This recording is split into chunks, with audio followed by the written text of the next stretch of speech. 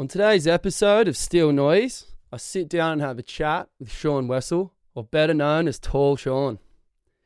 Now they call him Tall Shaun because of his extremely large physique, but do not be fooled.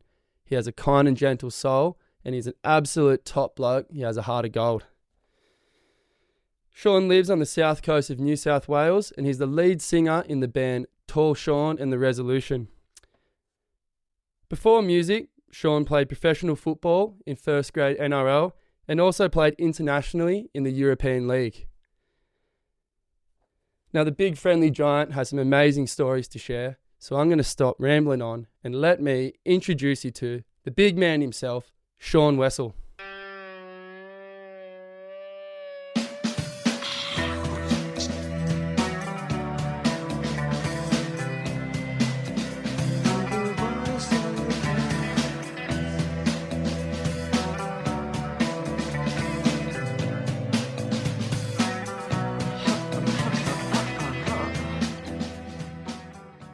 Shauno.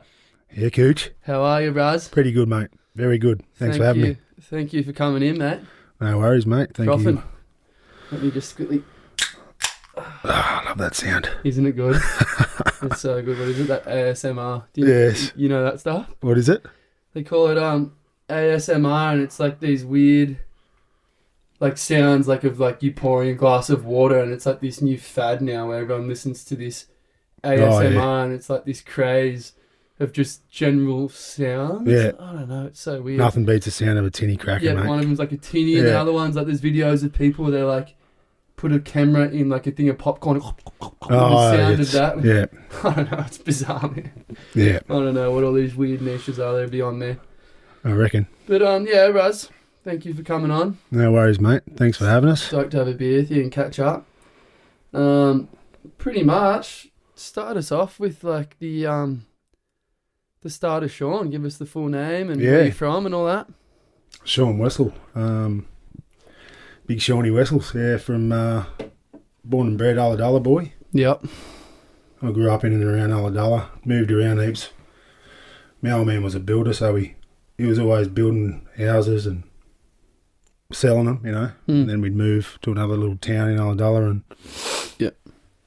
houses were probably cheap. He was buying blocks of land back then for like 10 grand and that, you know. I was born in 80. I'm an old dog, mate. I was born in 81, so yeah. We lived in about, I reckon, 6 or 7 houses when we were kids. It was just me and my sister. I've got a younger sister, and both Ulladulla Public School students and Ulladulla High. Of course, the only place to go, you know, when you're down here. Fucking oath.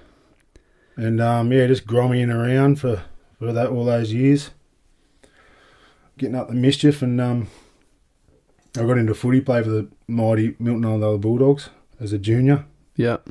Started playing when I was about 7 years old, and I just frothed it. I played for... Were you a big kid? It was a big boy, yeah. I was always a big kid. Big? Always the biggest, yeah. I bet. And when I was 16, I moved out of home.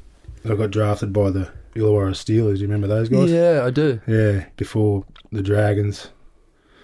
So I went through like a junior system up there, and I got scouted when I was 16, and I was just, Mum and Dad were driving me up the training all the time, and a lot of travelling. I was doing 3 days a week, you know, training up there and trying to get bigger and stronger and faster and improve my game. Yeah.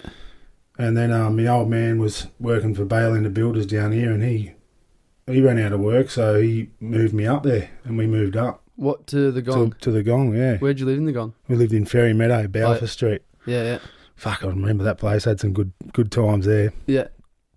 So I was about 17, just going on nearly 18. Did you go to like a sport college or something? Or? No. I'd finished school. I dropped out of school when I was 17. Yeah, I was shit house at it. And you were just training, just living up there? Yeah, and living up there, bumming around. My old man was working, so I was doing a bit of labouring with him. And just sort of trying to crack it, make the grades through Illawarra. I played there for like 3 years. Played Jersey Flag and Harold Matts and all that stuff, you know. Yep. And then when I was 19, I got picked up by Manly. Manly? Yeah. Really? Yeah, I played lower grades at Manly. I moved to Manly. I got billeted out. Yeah, right. What does that with mean? the family. What's like, billing out? so the club scouts you from a game, and they brought me over there, and there was a family within the club that helped out young blokes. Like, I was living with this young fella from Gundagai. He was just a country boy, you know, and Yeah. he'd been scouted from his local town, and Right. so I got scouted obviously from someone from Manly, and we lived together in this little shack underneath the house, kind of like your setup a bit. Yeah, the It dungeon. was fucking hectic, man. I was so hungry. I'd never been so, like, I was, you know, growing boy, 19, 20. Yeah, you got a big tank to fill. Yeah, so the club would pay our rent and all that sort of stuff, and we'd just train as much as we could. Yeah. So I was starving, but she gave us rations, eh? No. The lady, yeah, so... Was she a bit of a narc or something? She was a bit of a narc, I reckon. Yeah, I forget her name, but bloody hell, I was always hungry there. And after about 6 months, I started getting to know a few of the other lads, and we all moved into this house at DY. Yeah, right. Yeah, so that was good fun. It was about 6 footy heads living together and wrestling around and fucking chaos. cooking burgers and barbies, and yeah, so we had heaps of fun there. Bit of partying up there? Or? Heaps of partying, yeah.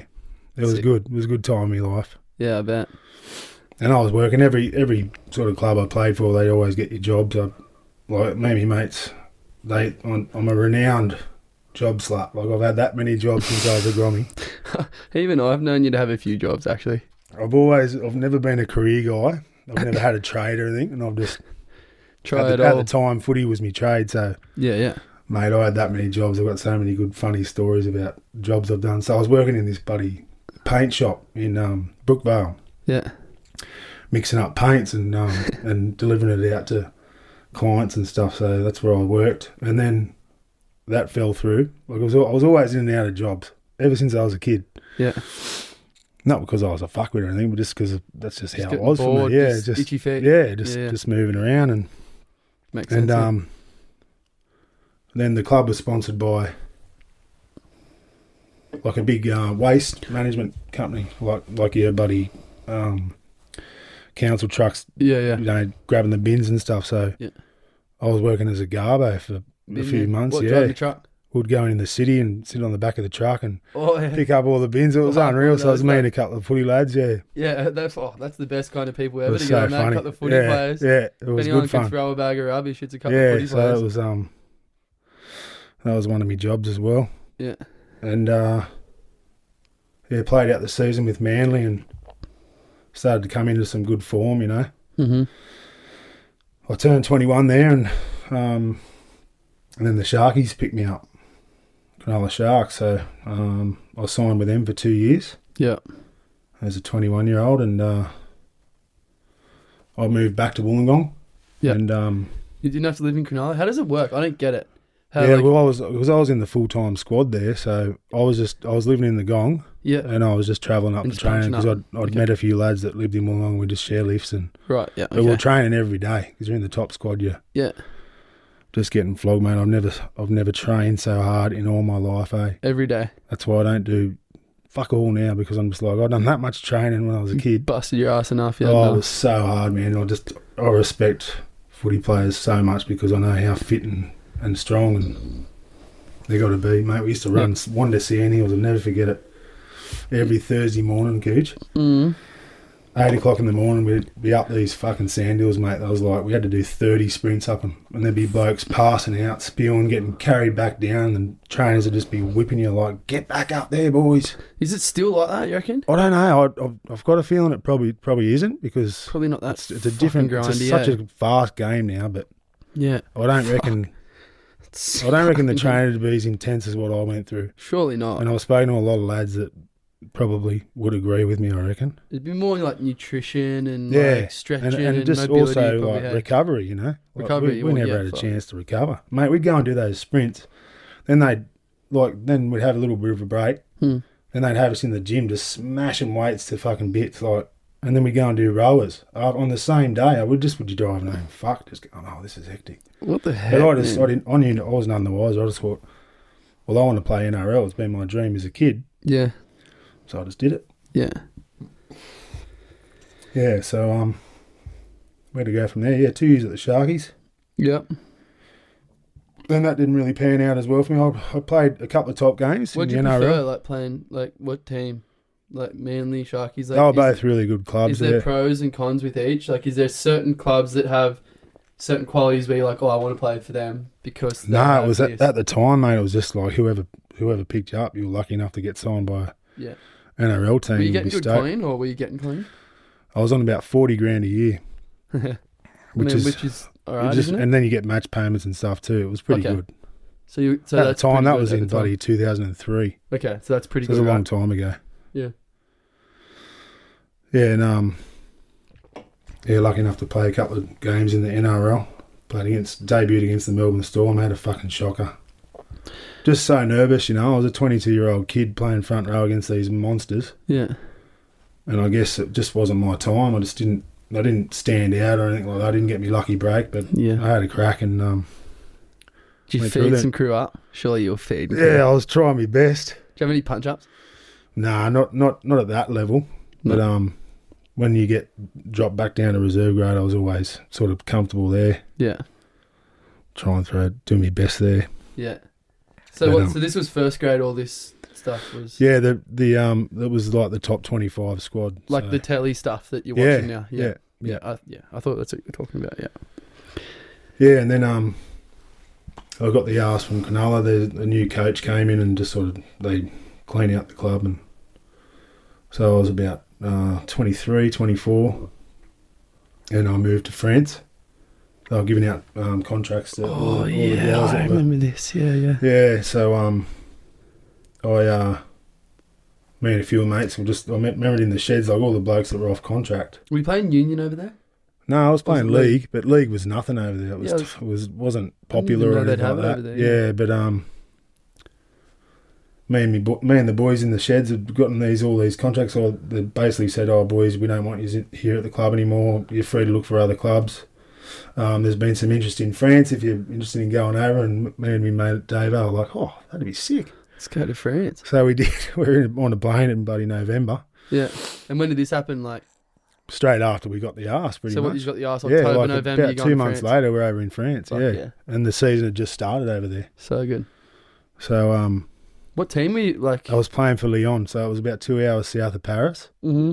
and it was pretty cool. You'd travel all up and down the coast. I saw Sick. heaps of France, That's good. and a little bit of Spain, and Did you play any of the Basque boys, the Basque country lads?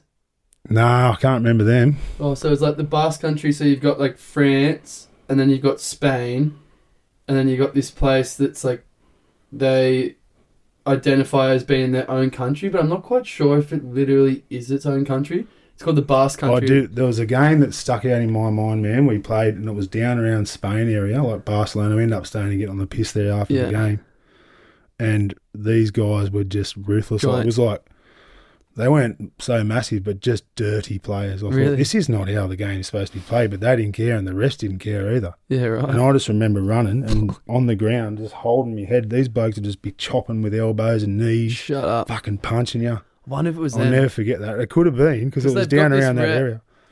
The Basque country, especially the rugby team, the Basque rugby team, I've heard they got a rep because they're just like these monsters. Yeah. Like, but yeah, I don't really understand. I'm actually not quite sure, and I'd like to actually figure that out, but I'm not quite sure if it is its own independent country or if it's a part of Spain, maybe. Yeah. But it's like sort of like inland of like the coast of sort of You've been over there? southern. I have. Yeah. Yeah. But the Basque country team, apparently they're just like monsters, Yeah. these guys. They're Oh, just, man, it like, was crazy. bulldozers. Crazy footy, different footy over there. Yeah. And you played, what, you played there for how long? How long did you stay there I for? was only there for 6 months. Yeah, and it was hectic. Yeah, it was hectic. I got a bit homesick too. My mate Davey, who I was with, he ended up breaking his leg in the first game. So Shut up. He ended up going travelling, and I was just sort of stuck in this little, because they put us up. They gave us a car. Yeah. And had a little unit and that, all fully paid for. Fuck, that's sick. But they never, the club I was with was sort of they were a bit dodgy, eh? They would never give me money. I had to ask them for money, and I was fucking starving. I remember eating baguettes. That's all I could afford, baked beans. Yeah. Go to the shops. I was just walking around France by myself, kicking stones. Yeah. Sort of just got really homesick. Yeah. And then ended up just leaving. Did you do any Just traveling left. when you were there or not? Just like Just the schedule as a grinding footy. player. Yeah, Yeah. just jump in a bus and you travel 12 hours to get to the game. Yeah, right. And the Frenchies are mad, mate. I remember we'd stop for lunch at this little pub, and the club put on the feed for us, and they're all drinking red wine, and I'm like, boys, we're going to fucking play a game in an hour or two, and they didn't care. They were just smoking darts, and Fucking I'm just like, sucking this red. is so different. Yeah, just drinking red. That's just that. They love it, eh? A lot of them were Muslims, so that was their thing, you know. Yeah. They were lovely people, but they were shit footy players. Like, Really? I was the only one that sort of had an idea. There was blokes that, yeah, we're just getting touched up every week, and I wasn't enjoying it too much. No, it all wasn't the dream. my crew from Ulladulla, they were all in the UK at the time, and they were about to go on this Vans tour, and I remember them ringing me going, "What's come over?" Like Vans tour, like in a van? Like in a van, just touring around Europe. Yeah. And I still regret that to this day, like because you know, they'll be at Barbies and they'll just be chatting in amongst themselves. Oh, I remember that time in bloody Spain, and you're like, fuck. And I was like, I was there, but I got that homesick and sort of frightened, and I just ended up going back home. Yeah. I think I'm just an Aussie boy homebody, you know. Just a homebody. Yeah. Just a deep south boy. I reckon. Yeah. Why not, mate? Fuck, it makes sense. And then, so what, like, did your time in France, came home, and did you sign with another Aussie? Yeah, I was or? no more big footy for me after that. Yeah, after the Sharks, that was it. Yeah. Just sort of fluffed around and played in the country, which is I find that I thought I had my best years playing country rugby league. So by country, I moved to like, Newcastle. I moved back to Wollongong, hung out with mum and dad for a bit, and then there was a trial game with Wollongong, the team I used to play for years ago, playing against this team, South Newcastle, and they came down and we had a trial in there, and I was just fucking belting blokes, and the coach of the Newcastle team said, "How would you feel about moving to Newcastle, mate? We'll get you a job, we'll get you a place to stay." And I was like, yeah, shit, yeah, I'll do it. So, yeah, went and lived up there for 3 years and just loved the place. I knew he was so good. Yeah. How long? Like 3 years you lived there? Yeah, 3 years. Met my wife. Started gigging, so it was all sort of meant to be for me, I reckon, that Newcastle trip. What's that's something I'm pretty interested in, actually, is that what was the transition from footy to then gigging? Were you always a musician? Nah, man. Like as a kid, were you playing music? Or? I was just a kid that was obsessed with music, almost to the point where you think this kid's autistic. Like playing or listening? Listening to music. Listening. Yeah, and over. Yeah. Like just had it all around me from when I was 5 years old right up until now. Like I'm just completely obsessed with it. And mum and dad always had a lot of music playing when I was a kid growing up. Yeah. They'd be organising backyard parties and have records playing, and I just remember being a kid just obsessed with everything, you know. Sick. So it was sort of in me. Yeah. But and I could never play an instrument at school or anything like that. So you learnt later in life I learned, yeah, well, when I moved to Newcastle. What? I met a couple of lads, well, a childhood friend of mine, Sully, he's an amazing guitarist, and he taught me how to play, and we just started gigging together in this little like blues, just doing Jack Johnson covers and shit. It was around 2006, 2007. Yeah. And Ben Harper and Donna and Frankenrider, they were huge at the time, so we were just sort of just playing some of them. Playing them covers and in the pubs, and that's when I got the bug, I guess. Yeah. Got sight? Yeah, but I was never like a muso at school or nothing like that. Really? Yeah. Fuck, so you learnt quick, huh? Just picked it up, and it was I just blame my passion for music. You were just and so into my it. ear, able to listen to a song and go, that's that, the chords. I learnt the 4 basic chords. Semi-obsessed over it or something. Yeah, and just sort of, with that much music floating around in my head, it just sort of came natural to me. Yeah, sick. And the singing part was, I guess I was always just could hold a note, you know? Yeah. And just goes hand in hand with the guitar, I guess. And like, how did you like come to that? Were you just like playing along and you were just like, fuck, I'm going to belt out a couple of licks and just, or were you like, righto, tomorrow I'm going to sit down and I'm going to have a shot and I'm going to see how my voice sounds? I've been a bloke that's just always gives things a crack, you know? And I've never been one to I guess being a footballer, I learnt to deal with a lot of nerves. Yeah. And fucking it helped me through, like, performing, you know. I've never got nervous, or I'm just like, fuck it, I'm just going to give it a go, and if it sounds all right, sweet. Yeah. And I've been one to just sort of not care about that side of things, getting all stage fright. Fucking immaculate voice now. Yeah, well, Was it always like that, or did you do a little? Kind of was a little bit. Yeah, I've never had a singing lesson or anything, but it's just sort of. Did you fine tune it as you were going? Like, did you like? Oh, okay, I'm kind of like. Or not really. Like, it's my voice, bang. Cooch. It's kind of like I do know your voice, it's just like that tone that's you can't really touch it. You just got to let it. Yeah. No. You got the fucking whiskey's good for it. It's coming from deep within. You got the fucking grunt deep in, mate. Yeah. Lots of crew smoke a bunch of durries. You know, like that's a lot of you must be a smoker. A shitload of durries. Yeah. Joe Cockerish almost. I've been told that a lot. So what was someone said the other day? Oh, is it the guy to Kings of Leon? Oh, right. I've heard people say that compared. I've heard that Kings of Leon, Joe Cocker a lot, and yeah. Well, that's amazing. That's because that's Caleb. That's the lead singer. Yeah, that's two pretty good. Yeah, fuck it, I'll claim that, mate. Cop that collab, eh? Yeah, and I guess like just to continue on my music career and that transition from footy play, I knew my footy career was not going nowhere. Yeah, and then I fell into started to gig, and I'm like, this is where I want to be now. Like it was like my drive to play NRL had fallen away. The switch in your head, like when was there a single moment like, where you were just like, it's a drug. It's just when you start to perform in front of people and you can see that they're digging it, and they're riding that same wave as you. That's the drug. That's buzz, what you get. Yeah, the full buzz. Fuck yeah. Be like you just getting mad pit, you know. Yeah. Taking off on a hell wave. A good fucking pipe in front of you, mate. Yeah. See, that's for a muso. That's that connection with the audience and going in your head. Shit, these guys are really digging this. So that's kind of that. Also, just copping that recognition, a little bit of praise. Yeah. Someone going like, "You're fucking unreal." And you're like, "Really? Sweet. Right. I like that." Just be as humble as I can with that, but I just you are, of course. I just love it, mate. I fucking love playing music, and I love being around music, and I've met some amazing friends, both in footy and music. Yeah. So I'm just really happy with the way it's going, the way it's been, and the adventures I've had. Oh man, you're a fucking amazing entertainer. Yeah, thanks. So good coming to see you guys play. It's always fun. It's always a couple of beers down the van before you come down. Oh yeah. Come and hang out and chat with the lads and it's just like you're having fun. You're holding the essence. Just a group of lads, mate. We've all got kids. We're not up ourselves and nothing. No egos. Just having a go and just enjoying themselves. So good, man. Yeah. No, it's unreal. What do you reckon? Who would you say your biggest influence or inspiration as a musician is?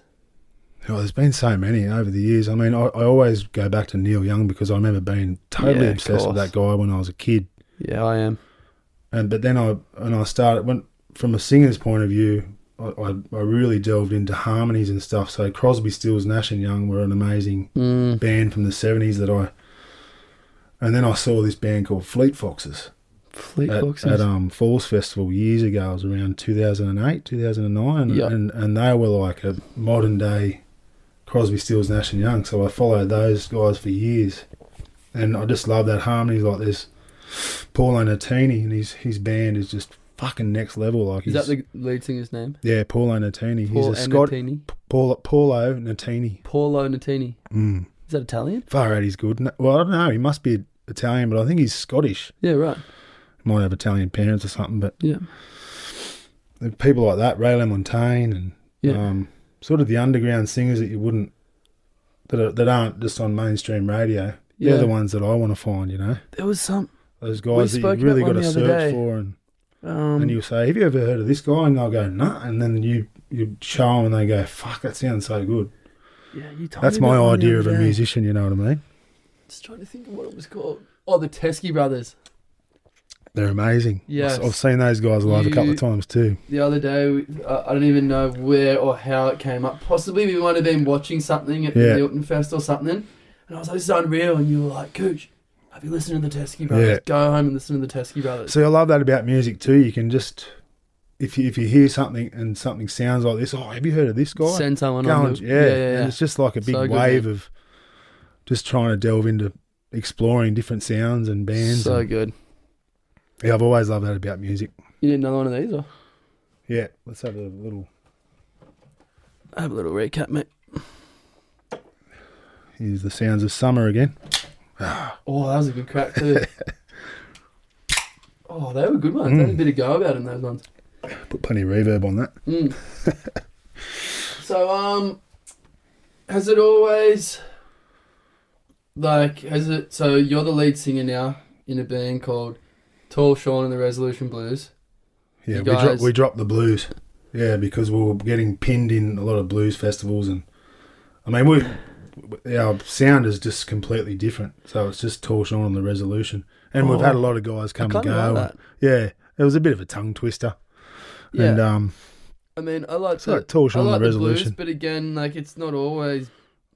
Yeah, That was always a little something that I like. To be honest, I was always like, they're not a blues band. It's Yeah. not always blues. Yeah, Sometimes our sure, sound some is are different, bluesy, and I'll but go. sometimes you're folky, sometimes you Exactly. kind of like And slower I rock. always draw inspiration from this album by Crosby, Stills, Nash and Young. Yep. And it was called Four-Way Street. Mm-hmm. And Mum and Dad had it on vinyl and just played it over and over again. And like every song was different. There'd be a rock song, like almost rocky, like a Sabbath sort of sound. And then there'd be a real folky acoustic song. What album is it? It's called Four-Way Street. Can you remind me of this It at will. the end so I can write this I down, reckon it'll please? be up your alley. It'll be right up my alley. I know Yeah. it will. I love Because Crosby, it's Stills, all Nash and Young. Yeah, because it's all different. Yeah. So every song's different. It takes on a journey, you know. Yeah, no, I'm keen. That's how I've always pictured being in a band, writing music and making every song different. So Yeah. you're So never that's why, gonna, is that the reason you ditched the blues? Would you I say? think so. Yeah. Because yeah, okay. So Tall Shaun and the Resolution Blues, was that always your band, or was there bands before that? And Well, then I cut my teeth in the old cover bands. Yeah, I had a band before the Resolution it was just a covers band. We did bring out one album called The Swaggers. the Swaggers, I remember, Remember the Swaggers? I remember the Swaggers. Yeah. Yeah, I cut my teeth with those guys. Kind of just, I guess I realise now that the difference between a covers band and an actual band And writing. and Yeah. writing your own music is just, I was just chasing that. Yeah. Are you writing most of the songs? Anyone can be in a covers band, you know. Yeah, it's yeah. kind of like, it's just how you learn and get your confidence. And we had some fun times, but I just realised now that there's a huge gap between covers bands and Yeah. bands. And writing your own songs. And yeah, original bands. Yeah, Well, yeah, that's the whole. yeah. It's the idea. That's the whole art the behind chase. it, Yeah, is- exactly. Are you writing all the songs? Yeah, I've got help now from Dan Sibble. We have a good little chemistry going. Me and Dan, and he's our guitarist, and Okay. Oh yeah, because there's been a few changes in the band. it's been a few. recently. We've had some colourful characters come through. Started off with Tommy Pie Tommy Pie, yeah, on the Gat, yeah, and we used to jam down his shed, which he was fucking living in. at the Wary, yeah, the Yeah, warehouse, yeah. Cats and that wandering around, and fuck, he was loose.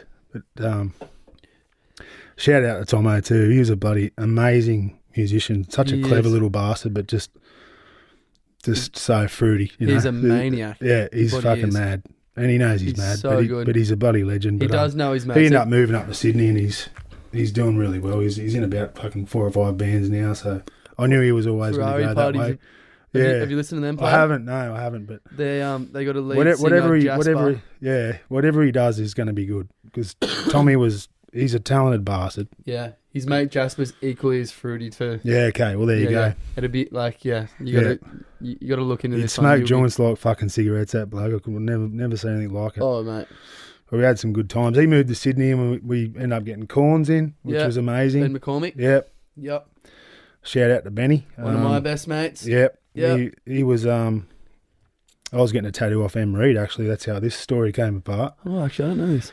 And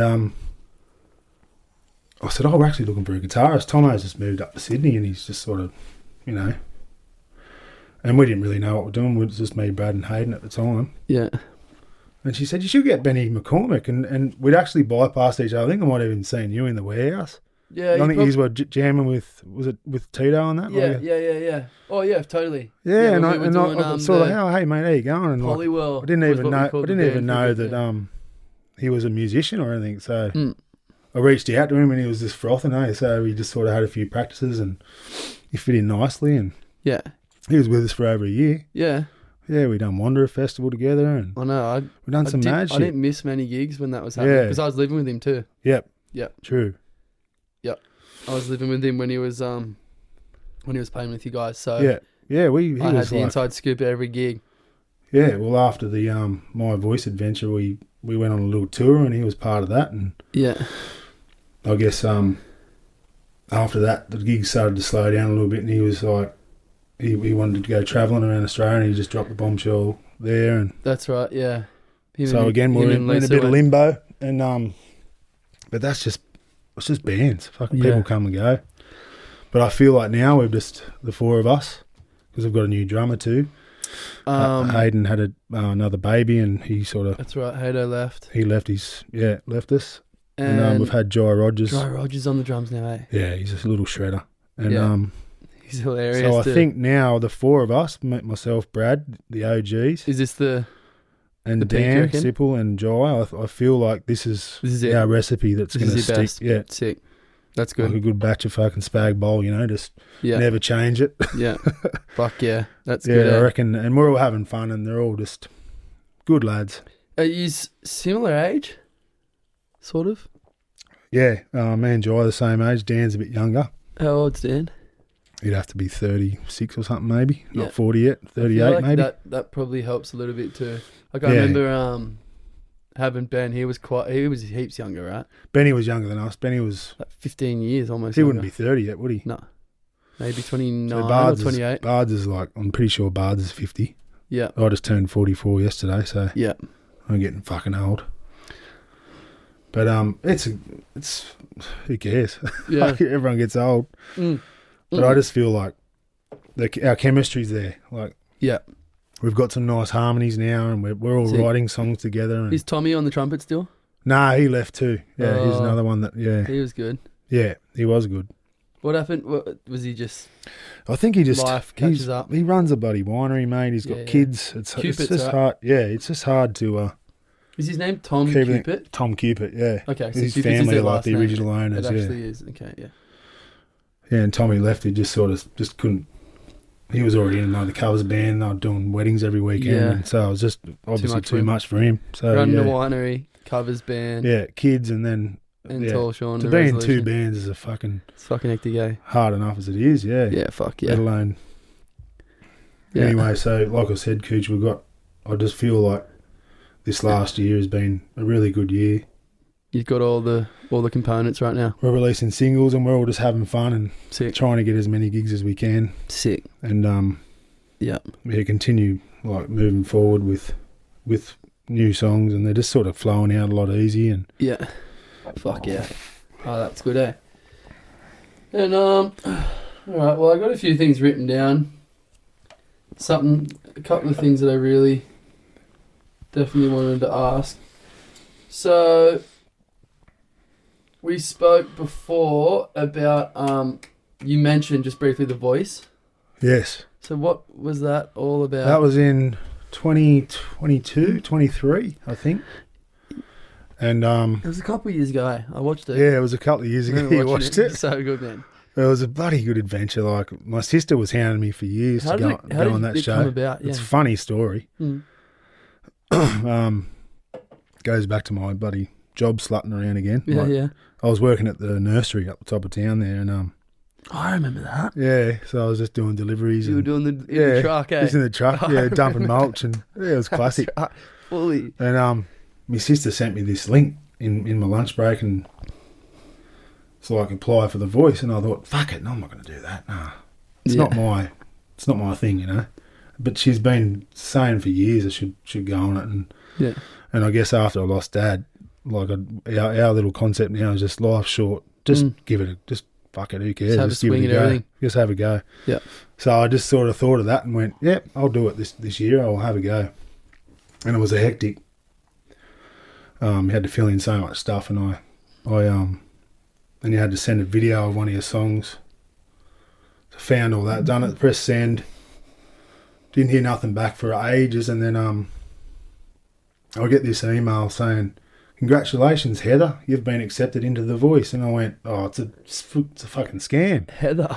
Yeah, Heather. Like I just went delete. Like, what a scam! Like my sister stitched me up. I Fucking didn't hear somebody nothing back. Then I get this random phone call. It was the producer of The Voice. "Oh, just have you had any thought into? You haven't replied to our Hey, email." Yeah. I'm just like,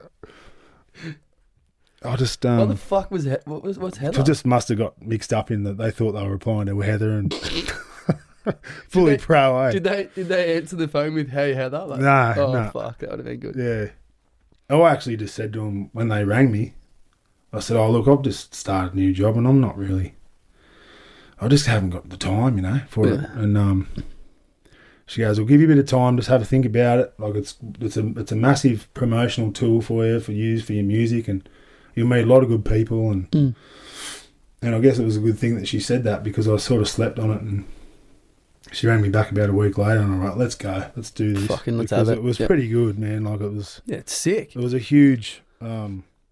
It's so good. It was sick for gained the so town. many followers. Yeah, the town was all behind me. And like, I would have regretted that for the rest of my life if I didn't. I'm glad you did that. That was fucking good. And just going on the town thing again, mate, I'll never forget that for the rest of my life. And my kids were there.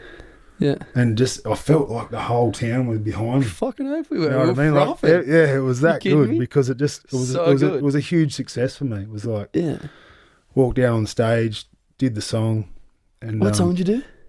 I did Whipping Post by the Allman Brothers, which is a 1975 classic, and not many people would have heard of that song before. Yeah, it's not in their little pop realm. I can't remember exactly which song it was, but I remember it was good. Yeah. Yeah.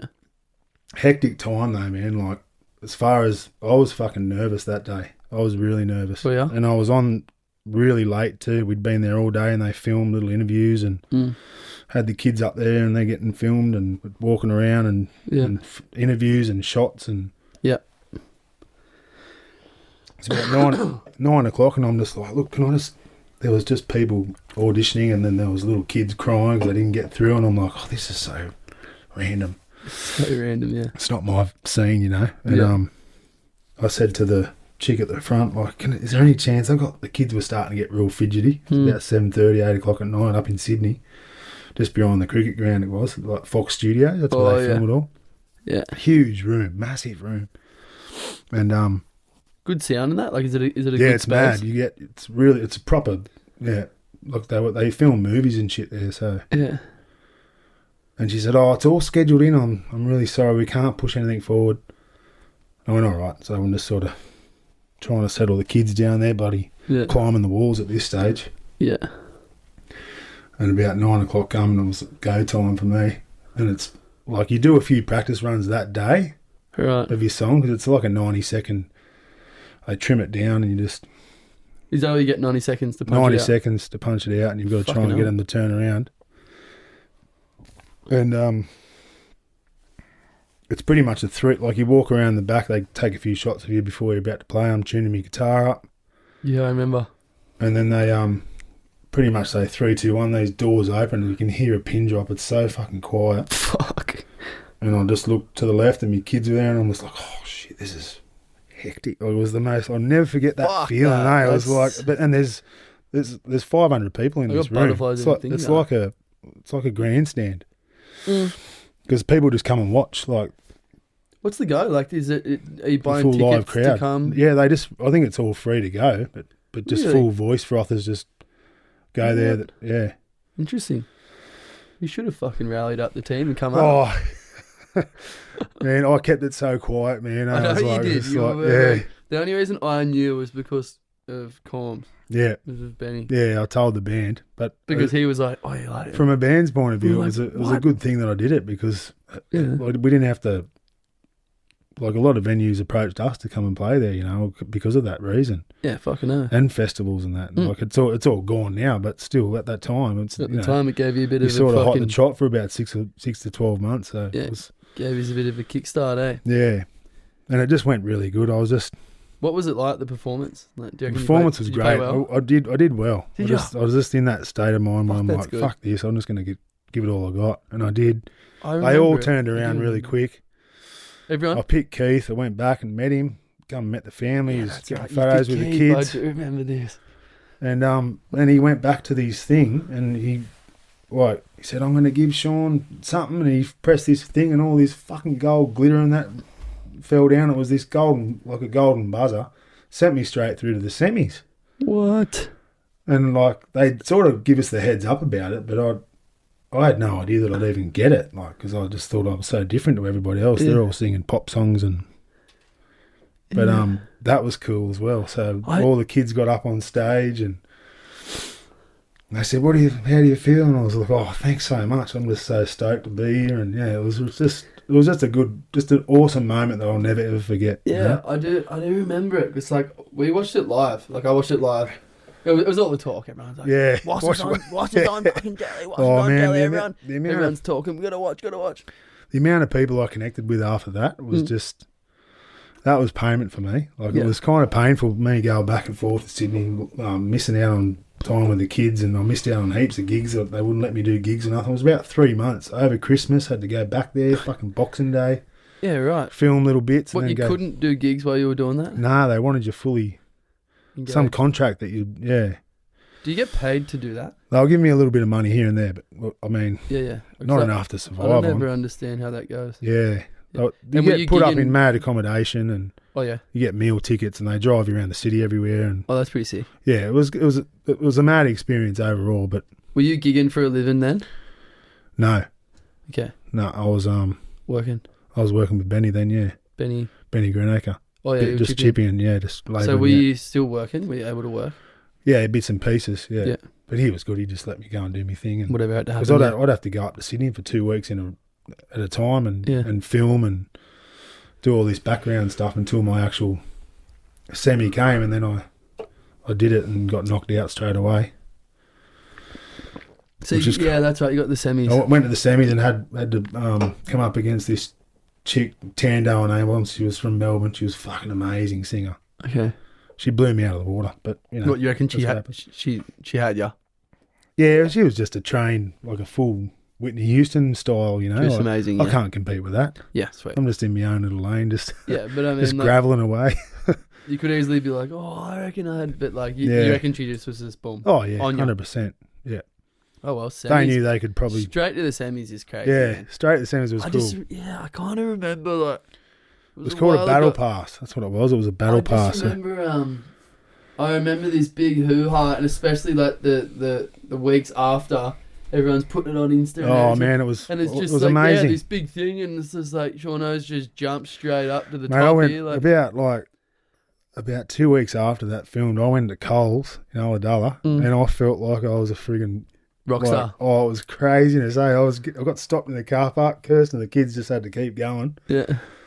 I was getting photos with old ladies, and it was classic. And everyone just asked me about it. What's Keith like? And I'm like, oh my god, this is hectic. That's sick. Yeah, it was a good, awesome experience for the town. Oh, I'm glad you did anything it. you do I'm in sure this you're town, glad mate, you did it. Ulladulla is such a beautiful place. Like, whatever you do, people are going to back you, and they were all behind me, and it's just so nice to have that support, you know. Oh yeah, and the connection I had too with all my footy days, mate. Some of these blokes never even knew I could play guitar or sing or nothing, and they were just going. They're sending me messages like mates I played footy with and against for years and years ago. Yeah, are just like texting me or emailing me or however they reach out to me, going, I can't believe that I just saw you, Ross. Like, that's just amazing, mate. And I just thought that was so cool. Like, and I reconnected with so many good old friends from cool, that. Man. You know? It's just like, yeah. I mean, it's always exciting when someone you know does something cool like that. You're like, yeah. You're like sitting and telling you, like, oh, no, there he is. There he is. Yeah, it's sick. Yeah, that was crazy. You know, it was just like, again, it was such a good thing for the town. Yeah, it was awesome, man. Yeah, it was so good. Something I'll never forget. Like, after that, like, would you say, did you feel like your musical career, like you said it did, but like, well, I reckon it was did there a because noticeable jump start after that? I got motivation out of that, and I wrote an album, and we toured the album, and there was venues asking us to play there. We got invited to festivals. So it was just like a full snowball effect that lasted for a good 6 to 12 months after that. Yeah. And we just keep rocking. Yeah. Well, you're not in the limelight for too long, mate. So people forget about you very quick. Yeah, take it while you can. And we did. We capitalised on it quite well. Yeah, you were with the album. Heaps, yeah. Wanderer, you were saying? Wanderer Festival was epic. That was so cool. And that was with Colms. That was with Benny. Colms was there. Yeah. That was a career highlight for me, I reckon. That was really that cool. was the best one, you reckon? Your best gig? Huge stage. Just to be on that massive stage with amazing sound. Sick. And we were the first band, of course, because no one fucking knows you.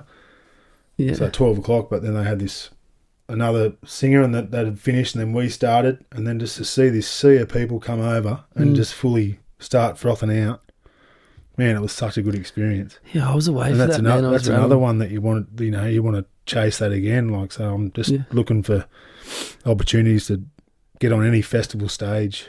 Are you putting it out there, or how does that We're work? applying, but it's hard, man. It's a hard industry, hey, to get noticed. Man, some of the shittest bands play at I festivals. know. It's that's the thing. crazy. And they play there regularly. All right, there's got to be a way, but we'll find it. We'll just keep the whole. It's not what you know; it's who you know. Yeah, you just need the in. You need the like you need the plug. You need that guy. Exactly like footy, mate. Yeah. When I was getting brushed and I was battling away in reserve grade when I was playing at the Sharks, and then there'd be guys getting the nod in front of me that I'd be played reserve grade with the week before, thinking, "Fuck, I had a better game than him." You sort of get a bit narky, but it's like it's just. There's nothing. It's out of your control. You just got to go. Industry, yeah. I just look at it now. I just go, because we do get a lot of knockbacks, because we do try and apply for heaps of festivals, but every now and then we get a good one. Like we played Tamworth Country Music Festival. That was epic. Oh, that would have been sick. Saw me mate Keith again. He got up on stage with us, and it's on YouTube if you want to have a look at it. Yeah. I saw that. And that was cool. Well, that's sick. So every now and then there's just a little. Be a bit of a plug for you. Well, we are in connection with his management now. He's a good contact to have. For country music for sure. Yeah. Sick. Yeah, no, that was a good little moment. Fun times, mate. It's good. Such a classic, man. You should have seen him when I was walking to Coles. It's like I could paparazzi at me and like taking photos, and it was a good moment. Yeah, it's good, man. Even stopping the kids to get photos with the kids. Really? Yeah, they loved it. I suppose the kids were on telly, yeah. They were just going with, They got the spotlight. 10 foot tall and bulletproof at school for the kids. They were loving it. Yeah, I bet. Yeah. Good moment. Good moment to look back on. And so when we first started chatting, you talked before about your old man. You've spoken to me about this before. You lost your old man. I lost my dad. About 6 years ago now. Yeah, 2018. Do you mind mentioning how you lost him? Yeah, he was. He had a heart attack. Really? Yeah, he was surfing. Yeah, he was surfing down Bawley Point. Shut up. My dad was a mad surfer, and you probably know a few of his mates. He was with two of his best mates, and the day he died, and I guess he had the fairy tale in him. He was only 63, but. Me and Mum and my sister always say it was 20 years too early, but he died in the water, mate. He died in the surf? Died in the ocean, literally on a wave, apparently. I didn't know that. And he had been surfing Bawley since he was 16 years old. He grew up in Villawood, and he'd moved down, come down to the coast. He met all these Chester Hill boys. Yeah, they all became good mates, and they just drive down. Yeah, where's Chester Hill? Chester Hill's around like Bankstown, Cabramatta area. Western Sydney. Yep. Yeah, so Dad had been coming down here and he moved down here when he was 17, 18. So that was they called themselves the Bawley Pigs. Yeah. They're classic. They'd always have war with the golf course boys. Were they living in Bawley? They lived fucking anywhere in their cars. Oh, yeah. Yeah, just, you could imagine it, 1973, mate. I know exactly how it would have been, for sure. Yeah, I'll never forget when we laid Dad's ashes down at Bawley Point, and his old mate Victor goes, "This is where it all started for Tommy, and this is where it ended." Yeah. And I was just like, "That's fucking cool," you know. It is cool. Yeah. Yeah. And the place where he loved, you know. How did you find out about it? Oh, Gaz rang me. Was it pretty hectic, like? Fuck, mate, hectic. I was sitting there. I'd had a night before. It was Easter Sunday, And, He passed on Easter Sunday? No, he passed on the Monday. Okay. So this is 2018. We'd been at the Marlin. We'd had fucking been on the beers all day and Been ripping in. had a good day with him. Yeah. And then to get that call from your mate, from Dad's mate, he said, Dad's gone. It's like, fuck. Did the boys pull him Changed out? my life. Yeah, they tried to resusc him on the On the rocks. on the rocks, but yeah, no good. Fuck. I think it was just a massive heart attack, mate. You know, like Was there any health issues before it, or was it just fucking random? Fit. He loved a beer and a dart. Yeah, well, doesn't everyone? Yeah, but I guess it was just an underlying issue. Yeah, Man, it happens to the healthiest people I ever. know. It's just And he was just fit surfing. a random strike, eh? He's never a stressed out sort of bloke. It was just just so unfortunate. Fuck. So yeah. And I mean, aside from being a musician, what kind of impact did that, you reckon you had it on, like, just your headspace, your mental health? Did it fucking flex you? Fucking decline big time, mate. I bet, yeah. Yeah, I saw some dark holes, eh? I bet. I went and got some grieving counselling and counselling and saw psychiatrists and yeah, I was fucked, man. I was in a bad place I bet, yeah.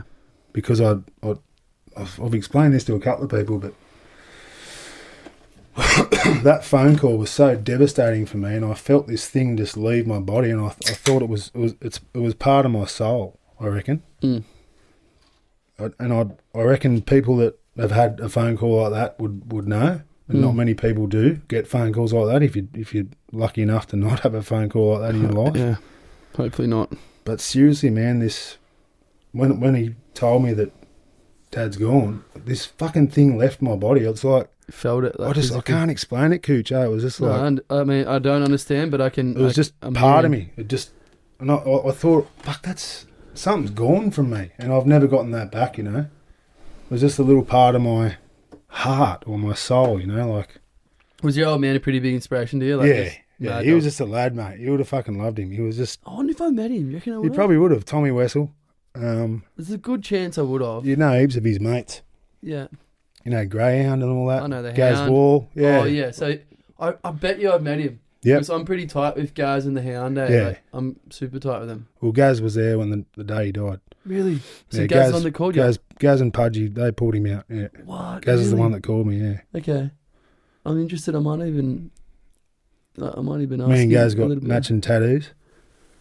We drove up to Cronulla. We got that because that's like the old EH is like. There was this photo circling around just after he died. What's an EH? Like an old Holden Oh, yeah. station wagon. Yep. And man, they used to be able to, like, in the 70s, they could drive right down to the Park point. out in the point at Wally, yeah. I've Fucking seen on the photos of that. grass and just sleep there. And Yeah. so that represents the old cars they had and the single fins and then Yeah. the point and, Dad's spirit and all these birds are the kids. Yeah. Yeah. So is there each bird is for each kid? I've got to get another one now because I've had another kid since then. There's only 1, 2, 3, 4, 5, yeah. Fuck. Yeah. Right. Yeah, tough times for Gaz too because, could you imagine Losing your pulling best mate. yeah. Fuck. I know, hectic. Hectic, man. I can't even fucking imagine, really. But hopefully it never happens to me. Yeah. But It's just my dad's father died of a heart attack. So now I'm thinking, fuck, I'm next in line. So, but I get regular checks. just fucking be on it, mate. You'll be right. Yeah, exactly. And Dad was just never knew that he had some, it's a coronary heart disease. So it's like your bloody tubes close up. Yeah. So he was, Now I'm on it. Yeah. Yeah, you're on it, eh? Mm. Yeah. Do you reckon that has influenced your your music, your artistic direction? Oh, 100%, mate. Yeah, Dad didn't have a musical bone in his body. None of my family did, but fuck, man, he was obsessed with music like me. Mm-hmm. I just loved it. Yeah. He'd just sit out in the back deck and he was like, just, sometimes when a song hits you and you get all goosebumps. You get goosebumps, on the back of your neck. He was like that. Like, really? You just go, how good is this? How's like, this one? you just love it. Crack a beer and just like, and it just went inside him, you know. The essence. And that's what it does to me too. Yeah, yeah. And I guess after he passed, a lot of stories come up in me head, and I use that darkness as a writing tool. Yeah. Not always sad songs, but just a lot of stories have just arisen, and I just find it kind of natural now that I can write songs quite easily. Yeah. Since that's happened. Yeah, you know? yeah. Yeah, fully. And so like aside from music, is there certain things that you have done? I mean, you mentioned a few before, but that you have done / continue to do to like keep your head in line, like maintain your mental well-being, would you say? Well, having kids, he does that. Keeps you quite, busy. Yeah, it keeps you busy. Distractions. There is some, I mean, I reckon it took me, Cooch, about 3 or 4 years to get normal again. Mm. I had a lot of help from my friends, family. Yeah. Did it affect your siblings the same, do you reckon? Like, did they... Or do you reckon it like took its toll? Yeah, my sister, she's a strong bastard, but she's probably a bit stronger than me. Yeah. But she was living in Wollongong at the time, and she still lives up there now. So I guess Mum and Dad were living at Monument when the day he died. So I was connected to them. I'd go around their house once a week. I was a bit all more. The time, yeah. Whereas Brooke was had been up in the Gong for 6 to 8 years. Mm-hmm. So I guess I got hit the hardest, and Mum as well. It's also that like constant reminder going somewhere and being like, oh, I was here with him yesterday. Like, that makes it hard. You never stop thinking about him, mate. Yeah. Everywhere you go, there's a reminder. Thing. Poof, poof, poof. Yeah. Like we drilled this plaque to the rock down at Bawley Point. Yeah. Out on the point. The boys said this used to be our lounge room. They just put all the wetties there and probably light up bungers and drink beers all day and then go surfing. And so we stuck it to the rock, and then that swell that just came through. Yeah. Fucking washed it away. What, ripped it off? Yeah. I mean, that's kind of... Yeah, so we'll have to do another one for him, but yeah. But yeah, birthdays, anniversary of his death. Yeah. Little things like even Easter Sunday, man, I still go to the pub and have a beer because that's the last day I saw Dad. Having a beer for your old boy. Actually, Dreams, the song Dreams is written about that day. Our song Dreams. Yeah, which one's Dreams?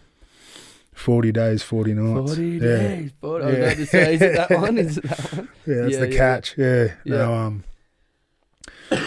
I was dreaming about him heaps.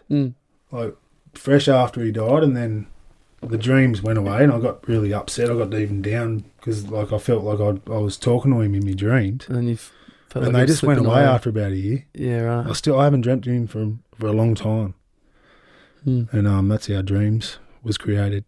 Really? Yeah. Sick. 40 days, 40 nights, and it was about what's 40 days? 40 days, 40 nights is about the time I'd have dreams about him. Okay. Like every sort of month or two, Yeah. Right. Fresh in the mind. Yeah. Yeah, interesting.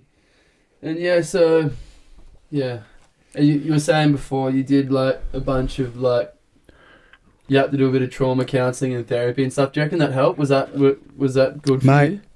That was the biggest eye-opener for me. Like, if anyone's doing it tough, you need to chat. Even if you jump on a podcast, mate, like just a chat like this is 100%.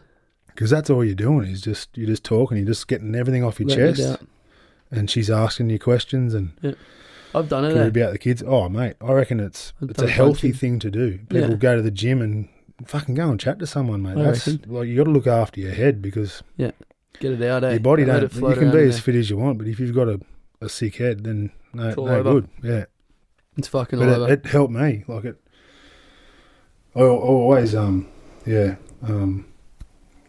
vouch for that it really sort of helped me get through those dark times. Yeah, it's even just going down the street. Like I'd be scared to fucking go to Woolies because. Someone to ask people you. would say, "Oh, I'm so sorry to hear about your dad." You just live it for fucking a year or two. Just keeps coming up, huh? I was just like dodging people and went a bit recluse for a bit, and and I was at the Swaggers at the time, and they sort of just didn't get it, I guess it's a hard thing. It's a hard thing, but they weren't really like they're not my best mates. Yeah. Like, if I was with the boys that I'm with now, then they would have got it because I know that. Because they are your best mates. Yeah, but at the time, the guys that I was with then just didn't know how to.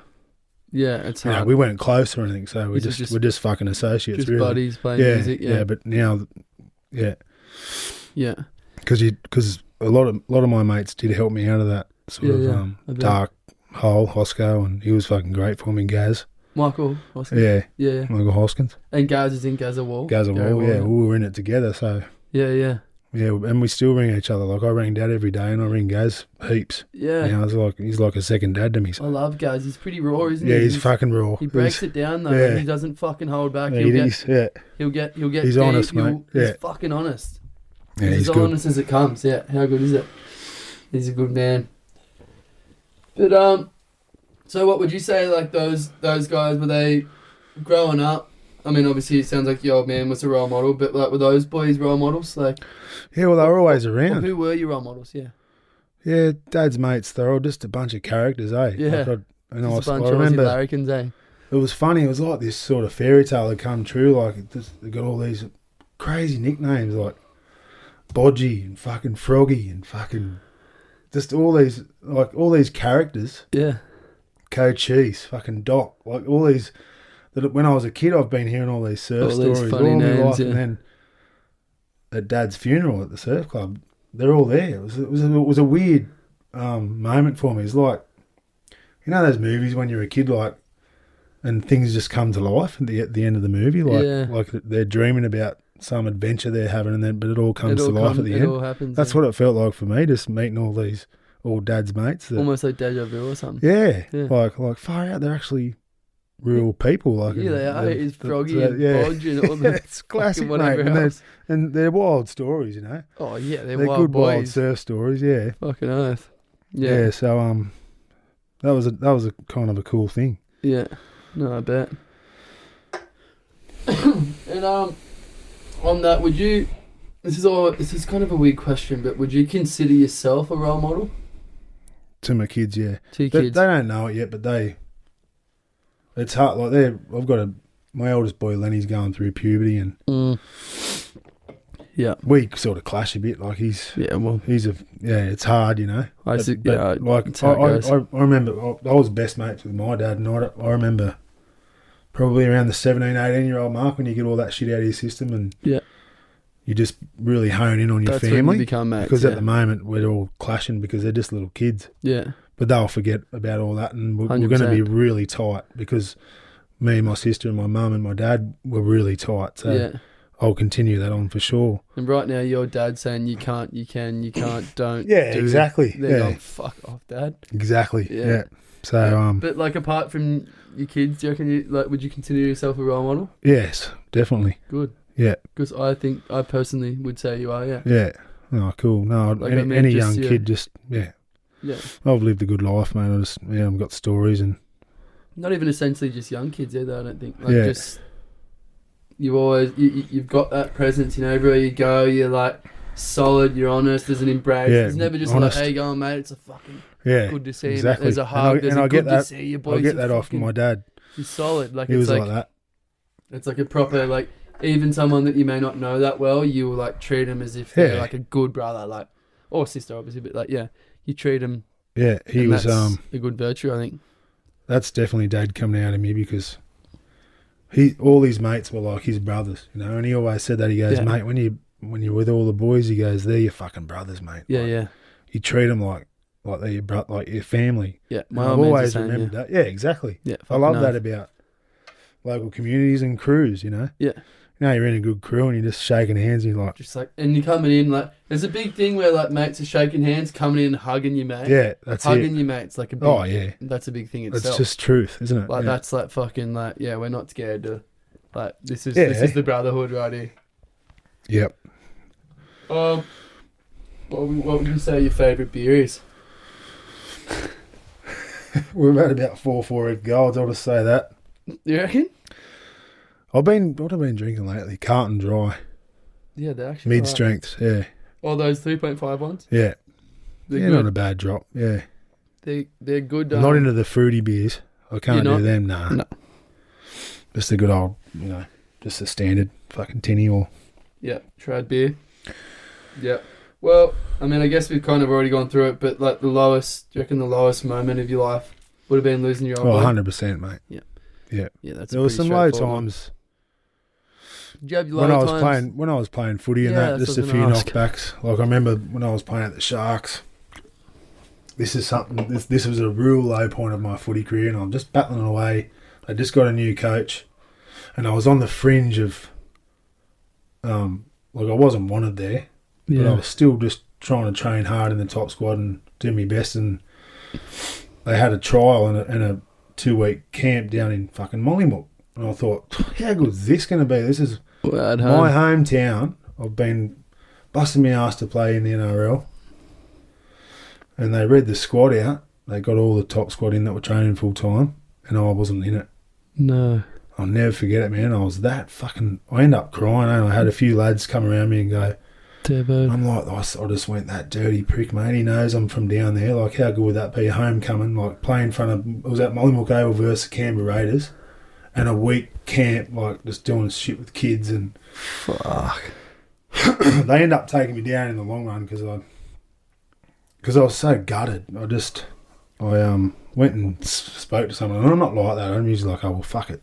But I just went, this is hectic, man. And I'm glad I did now because I did come down and I did all the promo stuff and played at Mollymook Oval against the Raiders and had a crack and the crowd just went wild and I was just like, fucking if you're not so going to I'm glad roll I in here without the fucking boss on the I didn't have a whinge, but I'm just like, I was just remember saying to the coach, like, how dare you, mate? I don't care if I play. I probably won't play another first grade game for the rest of my life. This is my fucking home. This is fucking my I was just agree. really upset, and you could see he was taken back by that. So the next day, you get a phone call. He's like, "Yep, you're in, mate. Sweet, all good." You're in. And I'm just like, "Fuck yous," like. Yeah. Should have just picked me anyway. Kind of like, fuck you. Should have just put me on. I didn't have to fucking. I remember ask after the game and rolling the beers down the golf club. And I went and shook his hand and I was like, mate, I know you don't like me in your team or whatever. That doesn't matter, but thanks so much for having me down here. This is a moment I'll never forget. And I haven't, because it was just, I played juniors on that field. Now I'm playing for the Sharks, NRL, just only a trial game, but still, it was huge. It doesn't matter, it's home, man. Yeah. Like, fucking. So that was like, there was a lot of low points in NRL. It sounded like that one in when you were in France as well was a bit low when your mate broke his leg and fucked off. It was gone. I'm just fluffing around in the room, just eating baked beans. On rations. Fucking rations, I was starving. Yeah. Fuck. Oh.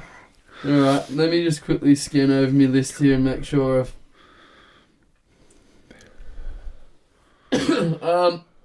well, I've got down here fatherhood. Like, tell us a little bit about your journey of fatherhood. Like, have they been your highest moments, your lowest? Like, what's... Oh, it's amazing. Yeah, it's a bloody roller coaster. I always say if it was a written contract, you wouldn't fucking sign it, that's for sure. But, mate, what a buzz. Like, just having kids, just seeing the whole process. Yeah. I've got 4 of them, and they're all...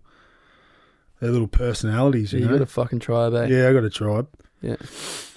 It's the best thing you'll ever do. Yeah. 100%. It's hard, but of course, yeah.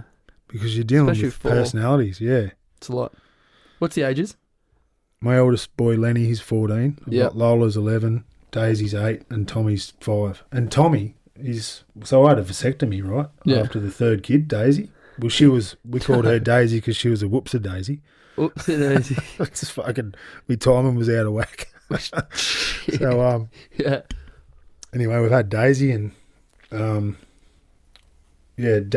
she was born in 2017. Dad passed away in 2018. Yeah. Got the snip.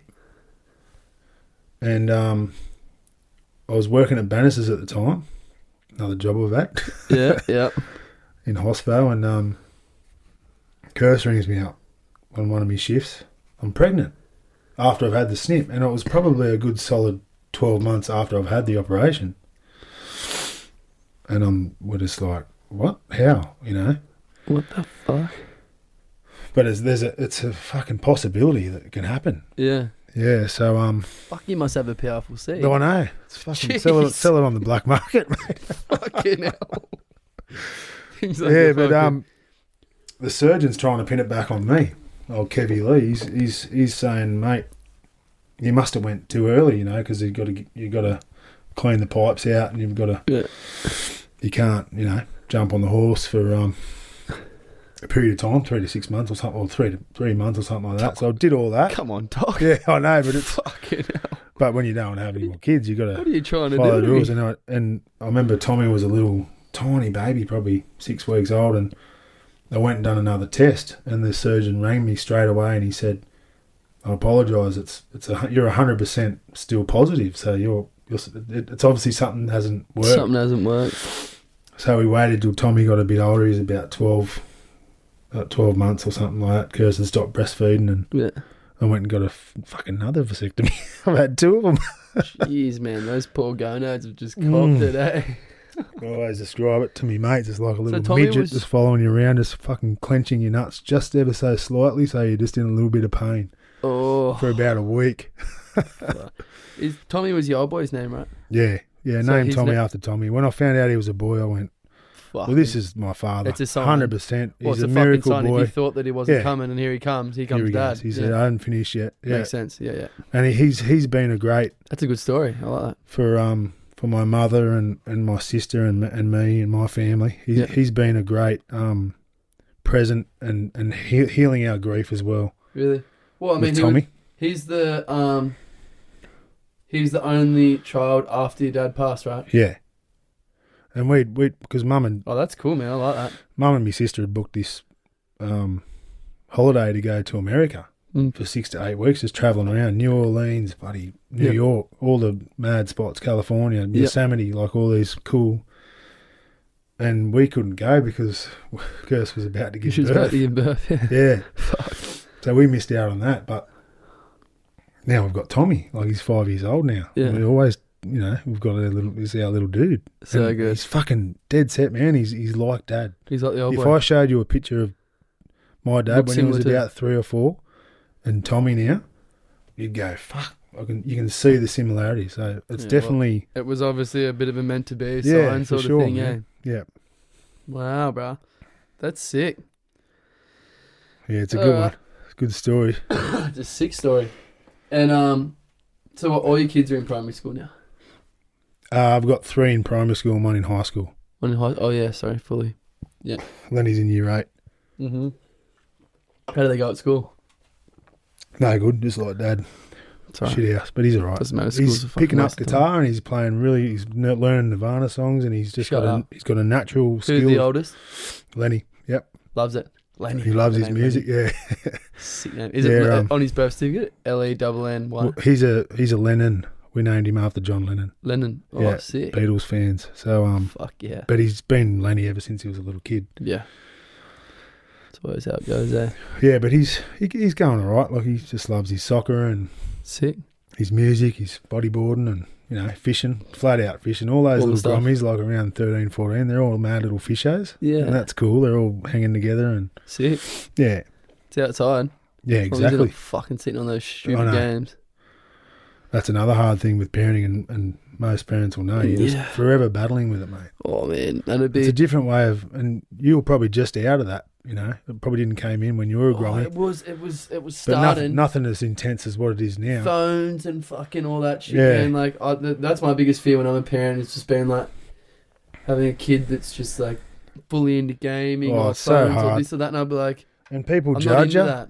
Yeah. Other parents judge, and I'm like, fuck, you just got to do whatever works for you. Yeah, you can't. If you give them a phone, it's because you're just battling, clashing heads with them, you know. Yeah. It's tough bringing up kids these days. I bet. Like, they don't understand. The older generation don't understand, you know. It's Like, true. Yeah. you get the fuck it. looks because your kid's at the restaurant watching an iPad, but you're like, fuck, we just need some time Yeah. to bloody relax, you know. So, Yeah. but No, yeah. no, it's just a different world, bruv. Yeah, man. Such a different world. Yeah, I always like. I think I can have crazy kids. I reckon I can have nutbags. Yeah, When I have kids, I could have complete lunatics. I'll be better with that than if they were like shy gamers. Like I yeah. wouldn't I don't reckon I'd be prepared or know what to do if I had kids like that. That would be my It's a biggest tough one. challenge. But Yeah, well, Try and work it little out. Tommy's shy. He's real shy at school. yeah, Yeah, and we have teachers going, oh, geez, he's shy, I don't talk much. But yeah, all our kids were kind of a bit like that. yeah, But when they're around us, they're little larrikins. yeah. It's just That's whoever right, they're being comfortable reserved with. and shy. Yeah, I'd rather a shy kid than a little cocky little... I was a Look cocky at me. little fucking Yeah, you were. arsehole. I was. Yeah, right. I was But a you've fucking turned little out great, lunatic. mate. So Yeah, I was a fucking, yeah. My parents had the opposite. I wasn't into gaming. I was like, fucking, just wanting to do everything. look at me, everyone. Yeah. Everyone, look at me. Yeah. That's what I was all about. Which I don't know what's easier. It's probably, yeah. See, I'd be able to cope with that because that's what I was like as a kid. But I think if you weren't ready for that, it'd be a nightmare having this little cocky prick. So they're those types of kids are the kids that my kids struggle with. Yeah. Yeah, because they're a bit shyer and maybe not, Kids that are in their face. as confident. Yeah. Mm-hmm. But again, like I remember going to school with kids like that too, and I never struggled with it because I was always quite confident and Yeah. give no fucks. But it was different back then. But once you get to a certain age, everyone's just friends. Everyone's You know just what I mean? like, It's yeah. like a pecking order. You're sussing everyone out, and You kind of be like, well, my dick's bigger than yours, sort of thing. Like Yeah. for years, and then all of a sudden you're all the best of mates. Doesn't matter who you are. exactly. You're like, oh, he's the shy one in our group. Yeah. He's the loudmouth. Everyone just kind of figures out where you can utilize what mates Yeah. for what. It's like, oh, he's that real loudmouth one. Oh shit, here comes this kind of trouble. Let's let him handle it. Yeah. Oh, he's the quiet guy. Let's go to him, and we're like feeling like this. Like 100%. you start to realize what mates are the best kind of Yeah, you work it out. for what. Yeah, you know what I mean. But yeah. All right. Well, music wise, have you got what's coming up? Albums, gigs? We were just releasing some singles. We've got a good gig coming up at the Barn on the Ridge. Have you ever heard of a band called Cloud Control? I have. I fucking love that band. I like they Cloud are, Control. luckily, I was stoked. They asked us to support them Sick. out at the barn. So that's on the June the 14th. June the 14th. Okay. I'll put you on the guest list, bros, for having me on. Yeah. All Keen. right. Come Keen. out. They're sick. They're June the they're 14th. a great band. Might have to get Clara on there too. She's gonna be Yeah, here. mate. I'll look after her. We'll Yep, go. 100%. Keen. So good. It's going a to the bar. Saturday. Yeah, it's a beautiful I'm just trying venue. to think when this will be released. I hope it's before that so we can Pump it. ham it up Yeah. a bit. That's June the 14th, so that's about 3 weeks away. Yeah.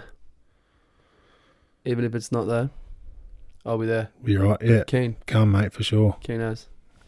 Fuck Sweet. yeah. That's sick. And apart from that, what else? Anything else coming up? Gigs, yeah, long weekend. I think we're in Wollongong for all you gongers. The June long weekend? June the 6th, I think it is, a Friday. Mm-hmm. Halfway bar. Yeah. I've got no idea where it is. I think it's in the city somewhere. Okay. And on the 8th of June, Yep. we're doing a gig at Gerringong Distillery. There's a few bands playing there. It's a bit of a festival. There's a lot going on that weekend, actually. Okay. They got a big festival at the winery in Gerringong, and they got some, I think, Sneaky Sound System are playing in Kiama. So there's a lot of shit happening in that little area. I know about that stuff actually. Yeah. All right, well, sweet. We'll pretty much wrap it up. But would you say, like, what would you say now to your younger self? Like, do you have any advice that you give to your younger self? Just to wrap it up.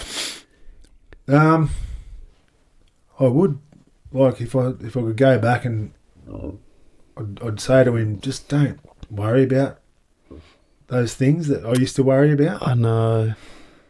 Like, I used to get so, if I wasn't picked in the starting lineup for a footy game or whatever, I'd just get so down, and who gives a fuck? Like, it's, you know what I mean? Especially after what happened to me, and little things like that, it doesn't really matter. Or if It's such a thing, man. or It's if, such a thing. if a chick dumps you or something like that, it doesn't. It's just, you just keep Don't get hung plodding up on along. it, eh? You just keep plodding along in life, and things always work out. Just don't get too upset about little things like that. I know, it's a full thing. Like, I feel like when I But it's a natural thing that happens to you when you're coming out of your teens and you're going into your 20s and Worrying, 30s. getting caught up on stuff that's not actually going to affect and or it'd matter. be worse now because all this social media bullshit. In your face. So you're seeing it in your face and you're like, oh, fuck, I've got to be better at that. I don't look that good. I need to do that. Like, fuck it. Yeah. Just be happy and don't worry about it. Yeah. Yeah. That's what I'd say. As far as it's such a because good I remember advice. times where I used to really get down and really worried about, this chick hasn't texted back. Shit, she hates me. Fuck. You know, but who cares? Yeah. You just It seems like such an easy. Kids will bring you out of that quick, smart. Really? Big time, man. Like yeah. Even now, I look back and I'm like, oh, this shit that I've worried about for so much, I've been caught up on and lost sleep over and this and that, and then a week later, it's just not even a thing. I know. Anymore. Yeah, it's so but hard. like I said, it's a natural thing that happens to you. It's so hard to be like that, in those certain years. But it's such good advice. I reckon that's the best advice ever. I always try and hold on to that. Every time someone tells me that, I'm like, try to. But it's so hard in the moment to just get past that, isn't it? Yeah, man. But it's such good advice. Just don't worry about silly bullshit. Be present. Don't sweat the small stuff. Being present, man. Is for sure. Well, Was, bruv. Legend, brother. Fuck yeah. Good chat. That was sick. I'm stoked to have you. Thanks thanks, much. mate. And frothing to come to this gig. Yeah, man. June 14. I'm there. Get on it. 100% keen as. You're in. And get us a shirt too. Yeah. I will need to. Some merch, bros. The biggest you got. Need a big one though, man. Like I only had like larges and extra larges. What are you, extra large? No. Nah, I'd be XX. Double XL. Triple XL. Triple even, yeah. Maybe, yeah. I mean, if I'm wearing a large, like, look at the fucking size of me compared to you. All right, bro. Well, thanks for coming on. No worries. And, thanks, Gooch. Keen as to see what's coming. Yeah, mate. Keen as You'll to hear see us. some gigs, frothing. It's always good. Do it for the love of fan. music. Yeah, thanks, man. Love it, mate. All right. Cheers, brother. Fucking oath. Keep on rocking in the free world. Sure will, my man.